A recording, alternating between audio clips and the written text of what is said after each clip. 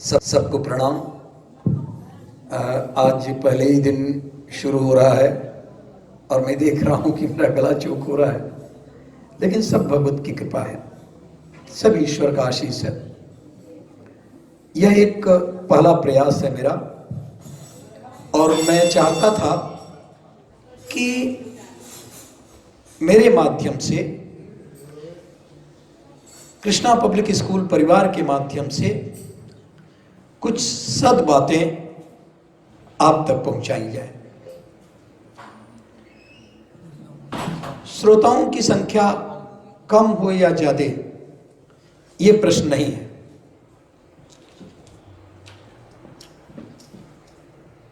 चिन्मयानंद स्वामी ने बताया कि वो शिवानंद के गुरु थे, शिवानंद के शिष्य थे, और शिवानंद ने उनसे कहा कि आप अब पारंगत हो चुके हैं, अब प्रवचन कर सकते हैं। और उनका जो पहला शुरुआत हुआ, वो गए कहीं प्रवचन में, माइक वाले से माइक का प्रबंध किया, इधर उधर प्रचार भी किया, और ये चिन्मयानंद जी जब वक्त आया और उनकी बातों को प्रसारित करने का मौका आया, तो कहते हैं कि केवल 4 लोग थे और उन 4 लोगों में एक माइक वाला भी आदमी था। आप जानते हैं कि चिन्मयानंद जी, जिसके लिए आज चिन्मयानंद मिशन 160 केंद्रों में विश्व में है, और चिन्मय स्वामी का प्रवचन आप YouTube में कहीं देखा, बहुत बड़े विद्वान, बहुत बड़े साधक, बहुत बड़े सिद्ध, उनके इस बात ने, उनके उस लेखन ने मुझे बड़ा प्रोत्साहित किया। और आज आप लोगों को देख रहा हूं तो कम से कम आप 4 से तो ज्यादा हैं ही, तो मुझे बड़ा सुकून इस बात का है कि मेरी बात आप तक पहुंचेगी और आपके माध्यम से अन्य लोगों पर पहुंचेगी। तो मैं पहले भगवान की वंदना कर लूं। शांताकारं भुजगशयनं पद्मनाभं सुरेशं विश्वाधारं गगन सदृशं मेघवर्णं शुभांगं लक्ष्मीकान्तं कमलनयनं योगविर्ध्यानगम्यं वन्दे विष्णुं भवभयहरं सर्वलोकैकनाथम्। यं ब्रह्मा वरुणेन्द्र रुद्रमरुतस्तुवन्तु दिव्यैस्त्वैरवेदैः साङ्गपदक्रमोपनिषदैर्गायन्ति यमसामगा ध्यानावस्थित तद्गतेन मनसा पश्यन्ति योगिनः तस्यान्तं न विदुः सुरासुरगणा देवाय तस्मै नमः, देवाय तस्मै नमः। साम वेद के पद गाने वाले, जिनकी विशेषताओं को गाते हैं, ब्रह्मा वरुण रुद्र इंद्र मरुत भी वेदों का बखान करते हुए आपकी मर्यादा को नहीं बखान कर पाते। योगी लोग अपने योग के द्वारा जिनके दर्शन के अभीष्ट आकांक्षा रखते हैं, ऐसे परम ब्रह्म परमात्मा को मैं प्रणाम करता हूं। आप लोगों की तरफ से भी मेरा निवेदन उस परम ब्रह्म परमात्मा का है। भाई और बहनों, हम एक बात तो अब समझ लें कि परम ब्रह्म परमात्मा निराकार है, उसका कोई स्वरूप नहीं है। तो प्रश्न उठता है कि ये परमात्मा जो निराकार है, जिसका कोई स्वरूप नहीं है, और एक जो हम लोगों के सामने चर्चा होती है ब्रह्मा विष्णु और महेश की, ये लोग कौन हैं? और ब्रह्मा विष्णु महेश अगर हैं, तो हम भगवान किसे कहते हैं? भगवान बुद्ध, भगवान रुद्र। तो जब हम ऐसी बातें करते हैं तो आपको 1 मिनट में मैं कोशिश करूंगा कि समझाने की, वो जो परम ब्रह्म परमात्मा है उसे ब्रह्मा भी दर्शन नहीं कर पाते उनका, लेकिन परमात्मा ने अपनी आत्मा से इन 3 भिन्न आत्माओं को अपने से प्रकट किया। ब्रह्मा विष्णु महेश, रचनाकार, व्यवस्थाकार और संहार करता। फिर उनसे, उसी आत्मा से हम लोग, तमाम जीव, दुनिया में जितने भी जीव हैं सब उन्हीं आत्माओं से हैं। इसलिए एक बड़ा नाम जो कठिन शब्द है जिसे मैं आगे नहीं बढ़ना चाहूंगा, इसीलिए कहते हैं अद्वैत। भगवान शंकर ने, शंकराचार्य की बात कर रहा हूं, और भगवान इसलिए ले लिया कि हर कोई जो ऐश्वर्यवान है, जो क्षमाशील है, जो सहिष्णु है, जो तमाम अच्छे धारणाओं को अपने पास धारण करता है, वही भगवान है। वान का मतलब होता है धारण करना, भक्त का मतलब होता है ऐश्वर्य, संस्कृति, या ऐसे तमाम सद्गुणों को का द्योतक है भक्त। तो भगवान का मतलब है वो कोई भी भगवान हो सकता है। तब तो बड़ी अच्छी बात हो गई, हम भी भगवान हो सकते हैं। उन गुणों को हम अपने अंदर धारण करें, आप लोग धारण करें। इसीलिए हमारे यहां शायद वो हमसे ज्यादा चतुर हैं लोग, जिन्होंने इस देश में जो लोग जन्म लिए और मरे भी या मरेंगे भी, ये धारणा है, लेकिन उनका नाम भगवान रख दिए। एक बार की बात है कि पृथ्वी संतप्त थी, अत्याचार बहुत अधिक बढ़ गया था, और तब पृथ्वी सामान्यतः, चाहे भगवान राम के जन्म के लिए हो, चाहे भगवान कृष्ण के जन्म के लिए हो, पृथ्वी अपने इन आतताइयों के भार से अपने आप को संतप्त जब होती है तो उसे एक ही नाम आता है, और वो है ब्रह्मा का। वो ब्रह्मा के पास गई। क्या बात है, मैं संतप्त हूं, धरती पर ये मेरे बोझ हैं, मैं इनका बोझ बर्दाश्त नहीं कर सकती, आप कुछ उपाय बताइए। ब्रह्मा ने कहा मुझे पता है, मैं जानता हूं सब कुछ, और इसके लिए मैं नहीं, हमें चलना पड़ेगा परम ब्रह्म परमात्मा के पास। याद रखिए कि ब्रह्मा जी परमात्मा को सामान्य रूप सामने देख नहीं पाते, लेकिन वहां जाते हैं और बाहर क्षीरसागर के एक तट पर वो प्रार्थना करते हैं, स्तोत्रों को पढ़ते हैं, भगवान की स्तुति करते हैं।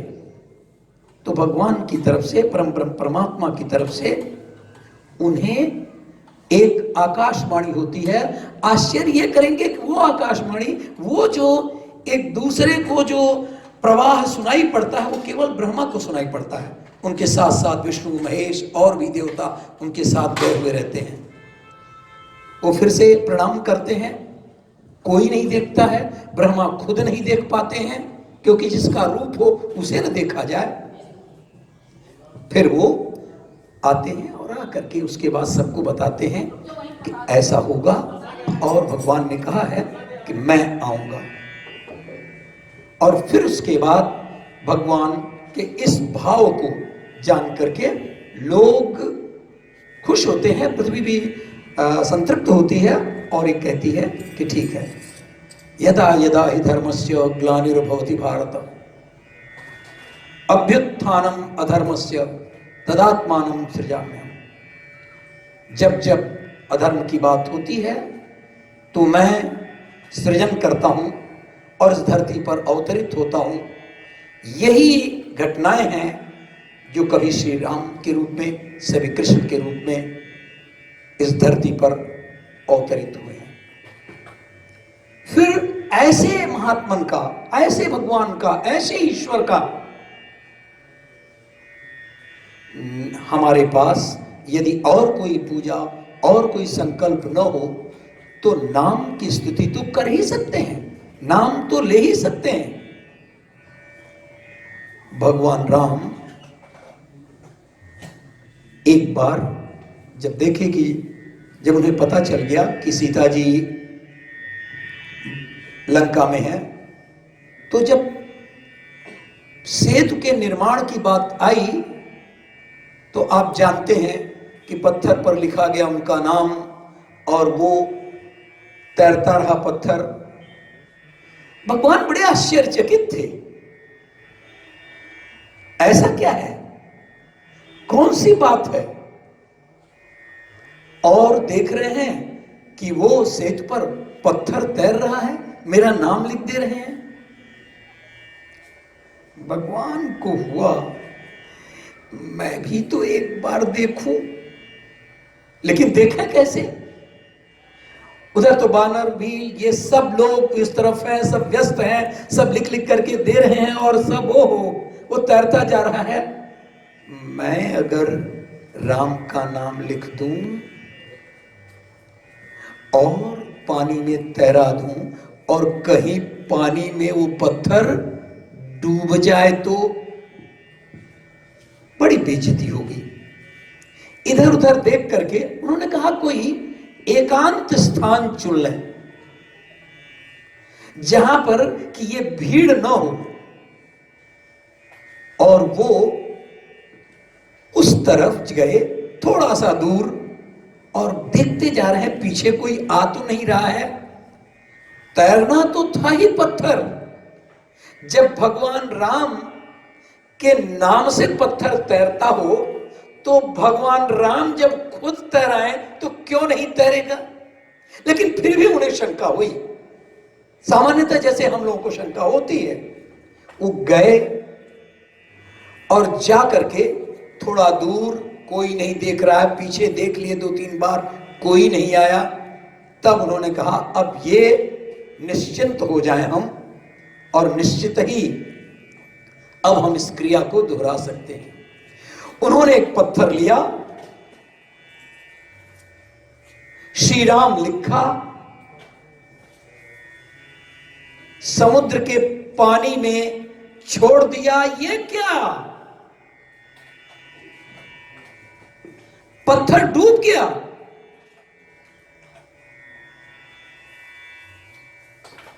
कहा कोई बात हुई होगी, हो सकता है कि मेरे लिखने में कोई त्रुटि हुई हो, और हम इसको दोबारा एक बार प्रयास करते हैं। और दोबारा प्रयास जब वो करने गए तो एक और पत्थर लिए, मनाते जा रहे हैं कि भाई ऐसा न हो कि अब तुम फिर से कोई होगा त्रुटि। वो संभावित त्रुटियों को हटा करके बार बार श्री राम के लिपि में देख रहे हैं कहीं कोई अशुद्धि, कहीं कोई गलती नहीं है। और एक बार थोड़ा दूर फेंक दिए, कहीं ऐसा तो नहीं कि यहां न डूब पाता हो, वहां पर दूर फेंके और फिर पत्थर डूब गया। ओ कहे चलो अब चलते हैं। अच्छा है कि लोग मेरे नाम का तो लाभ उठा रहे हैं, लेकिन मैं खुद जब फेंक रहा हूं तो पत्थर डूब जा रहा है। गए वो, और उसके बाद जैसे ही पीछे मुड़ने की बात सोच रहे हैं, ये हनुमान कैसे आ गए भाई, जो तो सबसे बच रहे थे। आप लोग सुन रहे हैं ना, समझ रहे हैं ना कि जिससे वो बच रहे थे, ये हनुमान पीछे कैसे आ गए? कहे हनुमान आप कैसे आप आ गए? कहे प्रभु आपकी छाया में हूं, आप जहां भी जाएंगे वहां तो मैं जाऊंगा ही, लेकिन तुम दिखे नहीं।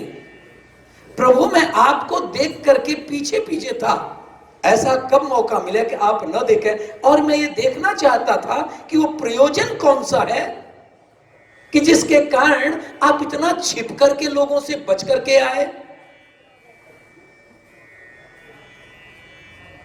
लेकिन देखा ना हनुमान, इसीलिए मैं आया था कि लोग जो हमारे सेना के लोग हैं फेंक रहे हैं पत्थर राम श्री राम लिख करके, वो तो तैर रहा है। मैंने सोचा कि मैं भी ऐसा करूं, लेकिन ये दोनों पत्थर तो डूब गए। कहे भगवान हे श्री राम, हे प्रभु आप क्या चाहते हैं? वो डूबेगा नहीं।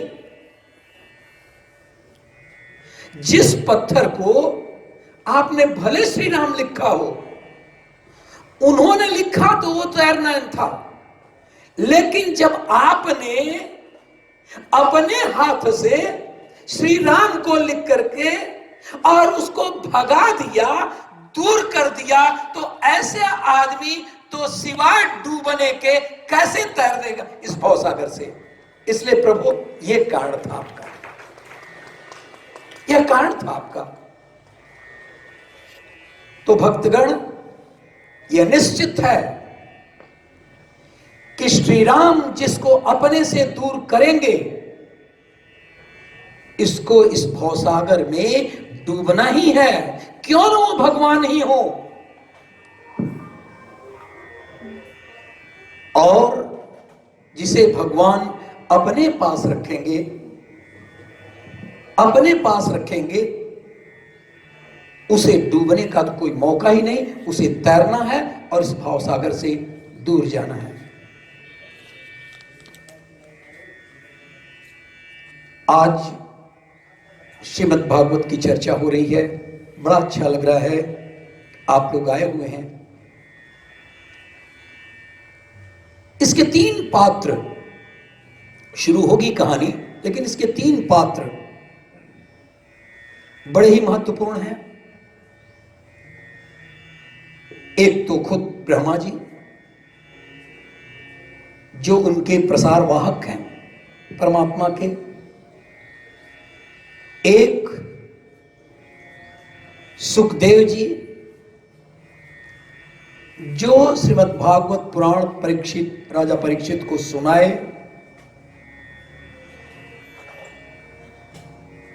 और एक व्यास भी, भगवान व्यास भी, जिनके पुत्र थे सुखदेव।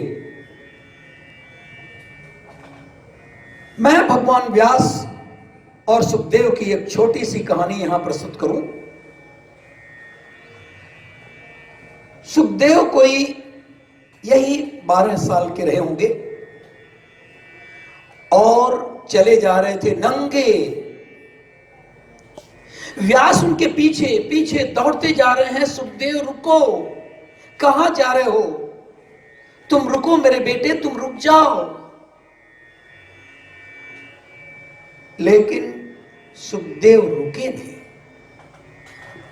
जा रहे हैं, रास्ते में तो देख रहे हैं कि एक नदी में, तट पर ही, तट के पास ही कुछ युवतियां स्नान कर रही थी।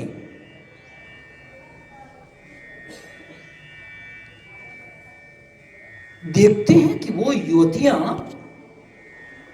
तुरंत, जब ये आए तो तुरंत युवतियां जल्दी से तट पर आकर के और अपने कपड़े बदल करके अपने तन को ढक ली।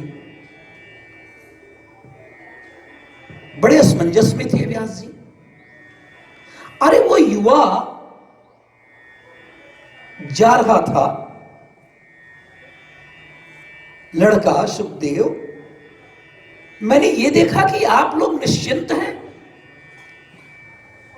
नदी में स्नान कर रही हैं, आपको कहीं भी संकोच नहीं है कि एक युवा किशोर बच्चा जा रहा है और आप बेखौफ, कोई भी आपको चिंता नहीं, और आप नहाते जा रही थी, मेरे जैसा वृद्ध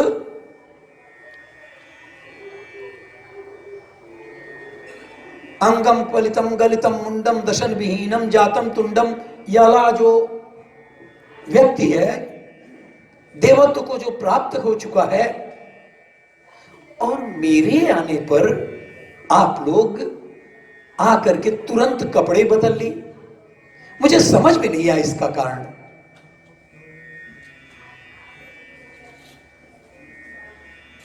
वे जो युवतियां थी जो स्नान कर रही थी, जो अभी तक अपने कपड़े बदल चुकी थी, पहन चुकी थी,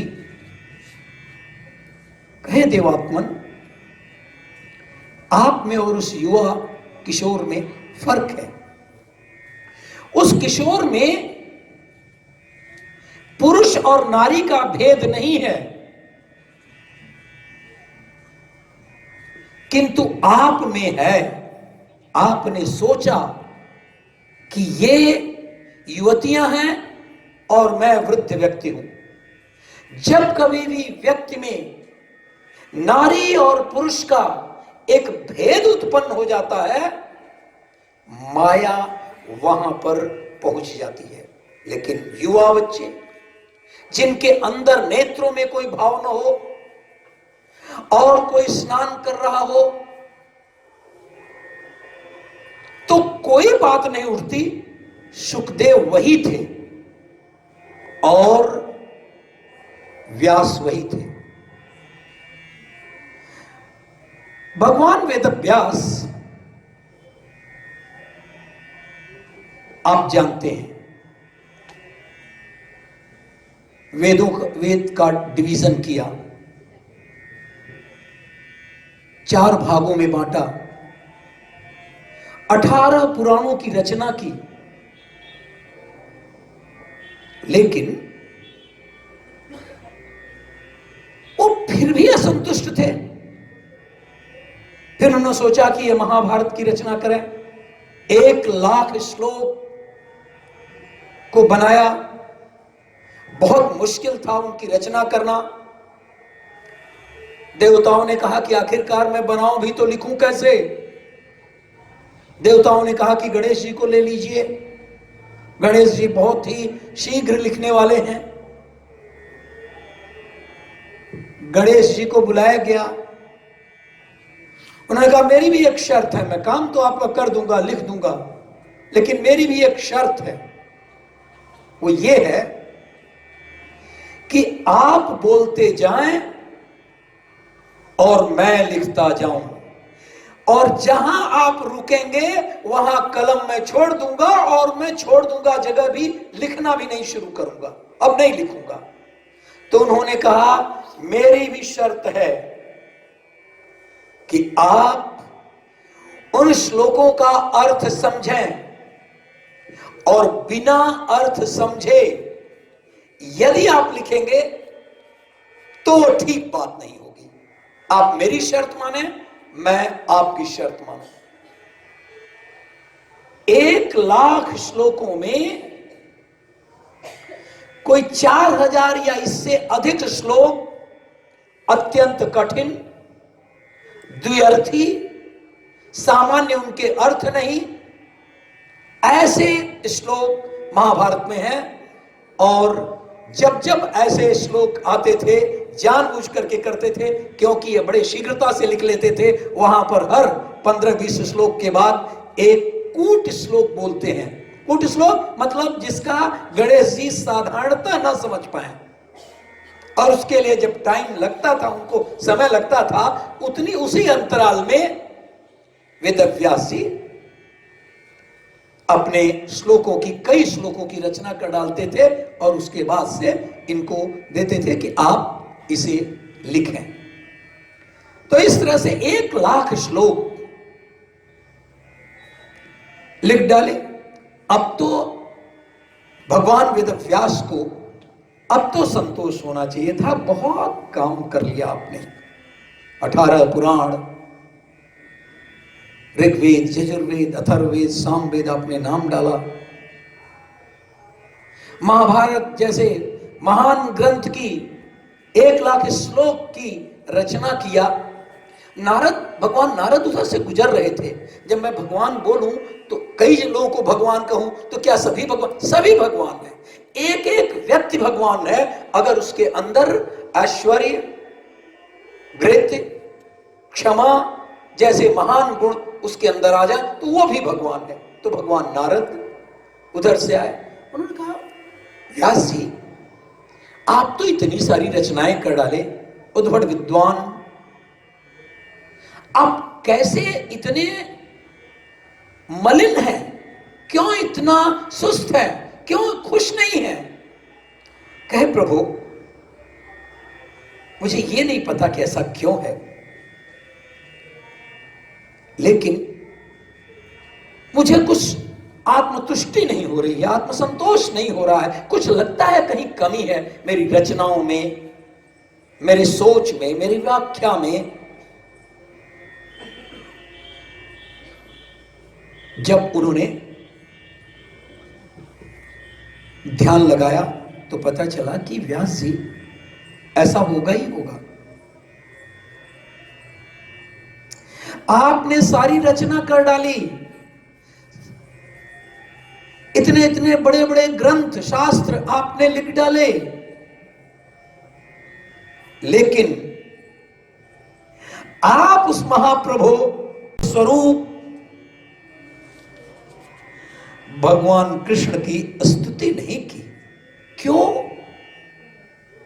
कई बार चर्चा हुई है महाभारत में कृष्ण के तमाम तमाम गुणों को, उसमें वो बात नहीं। एक भक्त के रूप में भक्तिपूर्ण श्लोकों को आपने रचना नहीं किया, तो क्या करूं प्रभु? तो उन्होंने कहा कि ब्रह्मा जी ने, मेरे पिता ने मुझको 4 श्लोक दिए हैं, और वे 4 श्लोक मैं आपको बता रहा हूं। इन 4 श्लोकों का आधार मान करके आप एक ग्रंथ की रचना करिए जिसमें भगवान की स्तुति हो, जिसमें भगवान का वर्णन हो। चतुर्मुख ढंग से आप ये करिए कि भगवान कृष्ण इस धरती पर सब लोग उसका वाचन करें, और जो भी वाचन करेगा, जो भी उनको सुने, जो भी इस आख्यान को, इस मुक्त चर्चा को जो सुनेगा, उसका मोक्ष हो जाएगा। भगवान वेदव्यास ने तब उन 4 श्लोकों के आधार पर बहुत बड़ा ग्रंथ 18,000 श्लोकों का श्रीमद् भागवत पुराण की रचना की। आज उसी का आरंभ है। अब भगवान भी अपनी तैयारी करने लगे। ब्रह्मा जी से तो वचनबद्ध हो चुके थे कि धरती पर हमें अवतरित होना है, तो उसके लिए प्रबंध भी उनको करना था। वहां पर जितने देवता थे, ब्रह्मा जी से कहा, विष्णु जी से कहा, आप सब लोग प्रबंध करिए। जितने देवता हैं,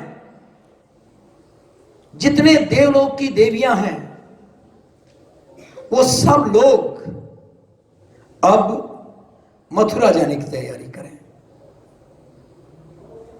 और मथुरा में आप सब लोग जाएं, और मैं भी समय देख करके जब सारी व्यवस्था ठीक हो जाएगी उस समय मैं आऊंगा। सारी योजना पूरी हो गई। उसमें जब चंद्रमा से कहा गया आप भी तैयार रहिए, आप अपने बेटे को भेजिए। ये जितने देवता लोग थे, चंद्रमा थे, बृहस्पति थे, अत्र थे, इन लोगों को जाने की बात नहीं थी, लेकिन जितने युवा लोग हैं वो जाएं और धरती पर जाकर के अपने अपने हिसाब से जन्म ले लें। चंद्रमा को बड़ी तकलीफ, उनका बेटा था बुध। क्यों तकलीफ थी? बड़े मुश्किल से उनको पाया था। क्यों, क्या हुआ था? मुश्किल से कैसे बुध को चंद्रमा ने प्राप्त किया था। ब्रह्मा के और 10 जो पुत्र थे, मानस पुत्र, वैसे तो उनके कहते हैं कि 59 पुत्र थे और कोई इसका लेखा जोखा भी बहुत नहीं है, लेकिन उसमें अंगिरस, जिसको अंगिरा भी बोलते हैं, बृहस्पति, तो उनको ये हुआ कि आप लोग भी जाइए, आप लोग अपने अपने संतानों को वहां पर भेजिए और समय से वहां पहुंचे वो। तो अंगिरा के बेटे का नाम था बृहस्पति। जरा इसको लिंक करिएगा आप लोग। 10 मानस पुत्र, बहुत सारे पुत्रों की बात नहीं कर रहा हूं, मानस पुत्रों की बात कर रहा हूं। ब्रह्मा के 10 मानस पुत्र, उनमें सबके नाम नहीं ले रहा हूं, मैं केवल अंगिरा और अत्र की बात कर रहा हूं। अंगिरा के बेटे हुए बृहस्पति और अत्र के बेटे हुए चंद्रमा, और देवताओं के गुरु थे बृहस्पति। तो चंद्रमा अब उनको भी गुरु मानते थे, क्योंकि सभी के गुरु थे बृहस्पति, तो बृहस्पति उनके भी गुरु थे। आप ये ध्यान कीजिएगा कि ये कमजोरियां, चाहे वो देव काल में हो, चाहे मनुष्य काल में हो, असुरों में हो, सुरों में हो, सब जगह कमजोरियां रही थी। चंद्रमा बृहस्पति की पत्नी तारा को जब देखा तो उसे प्यार हो गया। गुरु की, भाई की, एक तरफ भाई और एक तरफ गुरु, और उनकी पत्नी थी तारा, और तारा के प्रति उसका आकर्षण बढ़ गया। न केवल उसका आकर्षण, तारा भी उन्हें बहुत प्यार करने लगी। और एक वक्त आया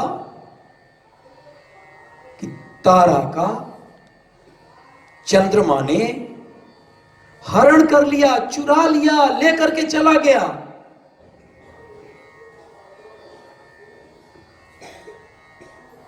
बृहस्पति को जब ये पता चला तो उन्होंने कहा ये तो बहुत ही गलत बात है। और बृहस्पति देवताओं के गुरु थे, लिहाजा इंद्र, वरुण, रुद्र, मारुत और जितने भी देवता थे सब बृहस्पति की ओर हो गए और लड़ाई का बिगुल बच गया। अगर चंद्रमा की तरफ कोई था देवता, कौन था? शुक्राचार्य। चंद्रमा की ओर शुक्राचार्य और बृहस्पति की ओर सारे देवता। युद्ध हुआ, घोर युद्ध हुआ। ऐसा लगा कि सब देवता आपस में ही कट मरेंगे, क्योंकि देवताओं और उनके तरफ के लोगों के बीच में यह बड़ा प्रबल द्वंद्व था, जिसमें इंद्र थे इस तरफ, देवताओं के राजा, और इनके पास इनकी शक्तियां। अंगिरा पिता थे किसके? आप लोग को सुनना है। अंगिरा किसके पिता थे? बृहस्पति के। तो बृहस्पति जा करके ब्रह्मा जी से कहे कि उन्हीं के बेटे ये थे, उन्हीं के बेटे, उनका नाती वो भी था। कहे किसी तरह से इस युद्ध को बंद करवाइए और समझौता आप करवाइए। ब्रह्मा ने सारी बात जानी और जान करके वो चंद्रमा के पास गए, बहुत डांटा, बहुत फटकारा। ये कुटिलता अच्छी बात नहीं, देवताओं को ये शोभा नहीं देता। तुमने अपने गुरु की पत्नी का ही हरण कर लिया, उन्हें लौटा दो। अब तो ये दादा की बात थी और बड़े ताकतवर दादा। ठीक है, चंद्रमा ने बृहस्पति को, तारा को लौटा दिया। लेकिन एक बड़ी गड़बड़ की बात यह हो गई कि तारा जब बृहस्पति के पास आई तो बृहस्पति ने कहा कि हमें ये नहीं चाहिए, और इतना प्यार करता था तारा को, केवल उसको ये लगा कि हमें ये गर्व नहीं चाहिए, पता नहीं मेरा पता नहीं तेरा।